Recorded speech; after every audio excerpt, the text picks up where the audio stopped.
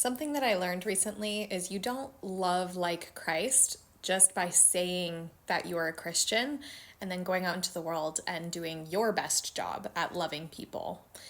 You're set apart when you love like God commanded. It is radical and it actually goes against what's popular and what a lot of the kind of narrative of what love looks like is. And the first time that I understood love beyond circumstances, God's love, it wasn't because of a romantic gesture or finding my soulmate or getting accepted by a community.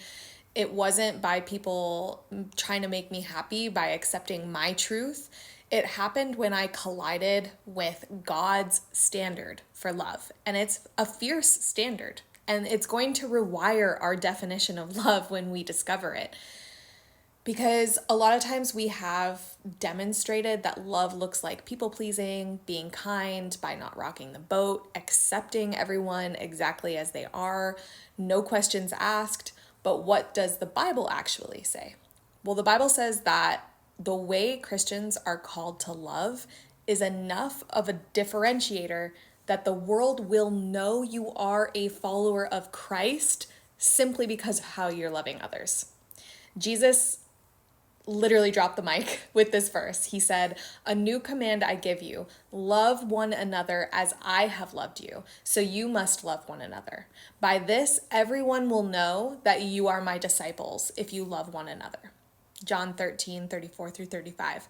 So think about it. Jesus didn't say the world would know us by our theology degrees or our church attendance or even our Instagram Bible quotes. He said that we would be known by our love because it's his love. And that is a love that tells the truth, even when it's uncomfortable. A love that endures betrayal, forgives the unforgivable, and sacrifices for people who may never return the favor. When Jesus loved, it wasn't to win popularity points or to get the vote. He washed feet. He broke bread with sinners. He called out hypocrisy. He died for the very people who were shouting for him to be crucified. And that's not the light fairy tale love that we grow up watching in the movies. It is messy, sacrificial, and radically countercultural. For years, I thought that love was about creating harmony. I avoided conflict. I tiptoed around hard conversations. I was very averse to conflict because I thought that if I could just keep the peace, then I would be loved. But then God hit me with the truth. The more I dove into the Bible, the more I realized that love without truth is not love at all. It is fear dressed up in fake kindness. So, what does this kind of love look like today? The world says that love is never disagreeing, but God says love is speaking the truth in love even when it risks rejection. Ephesians 4:15. The world says love is about accepting everyone's self-made identity, but God says that love is reminding people that their identity is in him alone. 2 Corinthians 5:17.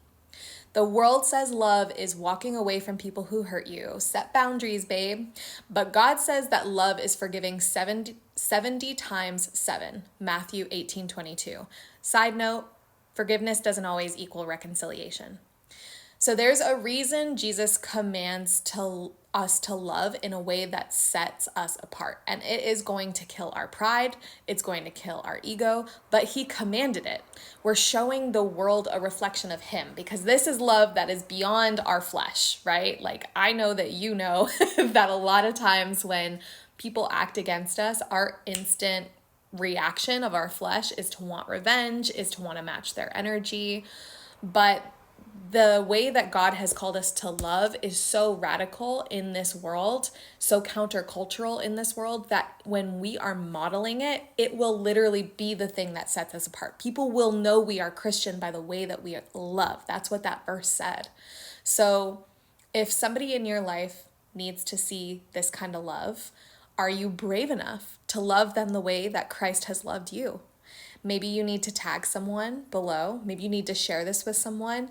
And let's keep pointing each other back to his love, the kind that changes everything and sets us apart from the world so that people can heal their church hurt because they see what it means to really have a relationship with God modeled through us, his disciples.